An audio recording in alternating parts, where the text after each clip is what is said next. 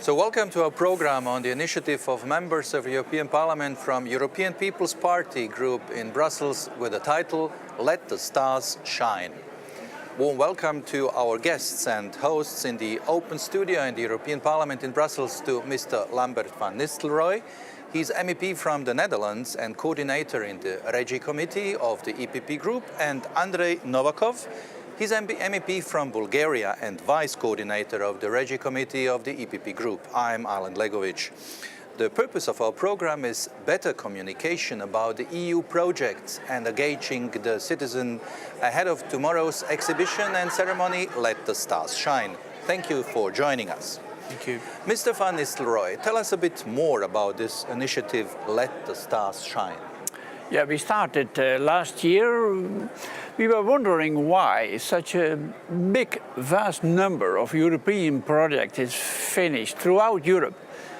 And that after some year, you don't even hear something about the results.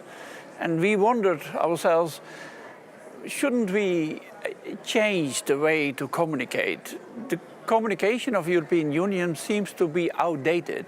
They offer something from Brussels to citizens and to regions, but in fact we have to listen carefully to the students who, via European programs, like the Erasmus program, get new opportunities, or young startups, young companies who start in Europe and grow because of support in financial terms or in legal terms. So there are so many good examples, but it's so silent. And in these days, you hear nationalism, populism, saying Europe doesn't add. How is our relation with the projects? We underestimate the results. So we have to be a little bit louder. And Mr. Novakov, we heard that in this EU exhibition, 40 success stories from 9 different EU countries will be presented. Which success stories are bringing you from Bulgaria? We have plenty of good stories in Bulgaria when it comes to EU funding. For the last 10 years, I think Bulgaria is one of the most successful countries when it comes to management of EU funds and implementing EU projects. So one of those who I picked up, it's first is a total rebuild of water supply system in one of the districts in Bulgaria. It's called Gabrovo. So it's a project that otherwise, without EU funds, it would be really tough to be implemented because it's quite costly. But after all, it's about people's health, since because of the project, they are able to have a very good water with good qualities and no other dangerous contents. Other is the project that is under developing now. It's Struma motorway. It's one of the toughest regions and landscapes in the country. With that motorway, it saves people's lives because of the better road, saves CO2 emissions, saves people's time. So it's really helpful for the economy as well, because the investors, one of the first things they look for is a very good infrastructure. And the last one is about knowledge. It's Sofia Tech Park. So it's the hub where a young scientists, young entrepreneurs can develop their joint projects and initiatives. So this is what moves the Bulgarian startup society to the next level. So 3 very good examples from Bulgaria. The way Brussels was communicating on Europe is outdated. Thousands of projects are successful, but few remain in the memory of our citizens, as Mr. van Nistelrooij said. Your initiative aims to take action against this lack of visibility. What is your strategy? How to bring projects funded with EU money to the awareness of EU citizens and perceive it as added value at the EU? Yeah, Europe has its goal in making a smarter, greener society with growth and jobs. This is our aim. And what we do is to bring these projects and those entrepreneurs, those beneficiaries, to bring them with the stories more to Europe. They have so many good stories, and the stories should be heard. This is the first thing that we want to do. And the second is that till now it was not possible when a project was finished, like the motorway or whatever example, to communicate with European support later. And now, from the beginning, the 1st of January 2019, those projects can ask for support to communicate with social media or to have visitors groups if you have an environmental or landscape project or tourism, so that people can speak out. Europe was too much centrally driven. Talking about the stars, these are not the stars here, but the stars are there in their own country, in their own city and region, on all the different fields. So this is the strategy, we will support them. It's not just small talk, it's big things. So an additional tool to communicate projects in the member states to European citizens.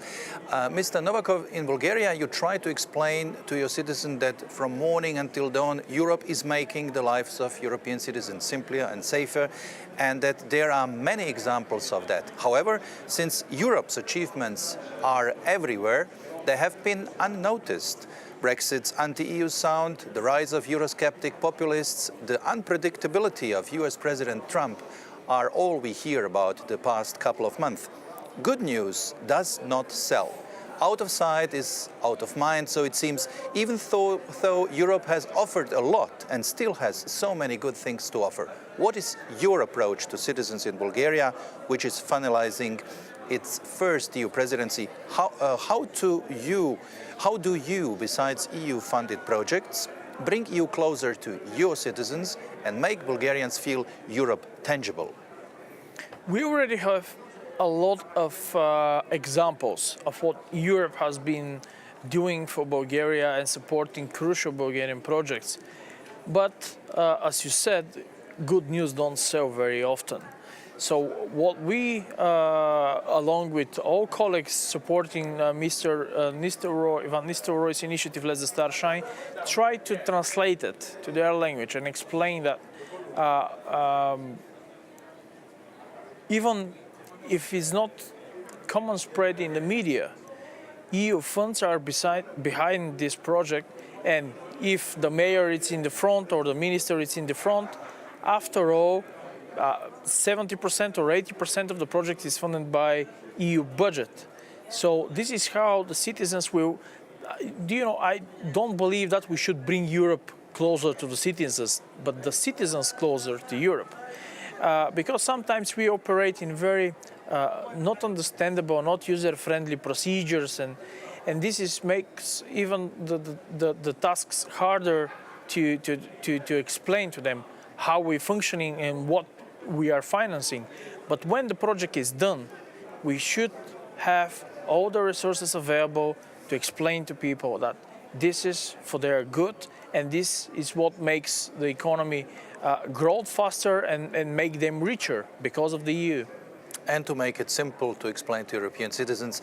And the last question, Let the Stars Shine initiative goes on and will continue. Mr. Van Nistelrooij, could you share with us your plans and plan for the future of this initiative?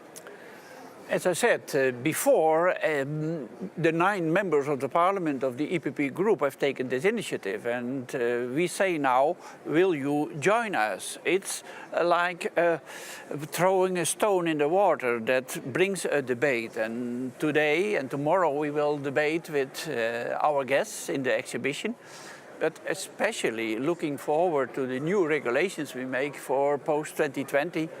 I want to have a quite different approach on communication. And here we have an optimal possibility till now. Listen, it was only necessary if you have 500,000 of European money to screw the stars on the wall. This is something from the last century. We live in the new age of the media, of social media. And there we have to come forward with the new approach. And I want to talk with members of the parliament, much more than the 9, with beneficiaries in the member states and especially citizens. And next year, by the way, next year we have European elections. And I hope that we can already have some positive effects of what Europe is doing also via these type of projects. Says Lambert van Nistelrooij, Dutch MEP, on the initiative Let the Stars Shine, presented in the exhibition in European Parliament, where 40 projects of 9 member states were presented as examples of thousands of projects funded by EU, projects that nobody talks about, but we do, and we will make them visible, like here in our program, and they are all our stars. Special thanks to our guests, Mr. Andrey Novakov, MEP from Bulgaria, and Mr. Lambert van Nistelrooij, MEP from the Netherlands, both members of the European People's Party in the European Parliament, and thanks to our technicians, sound engineers behind the cameras. I'm Alen Legovic. Thank you for joining us, and don't forget, let the stars shine.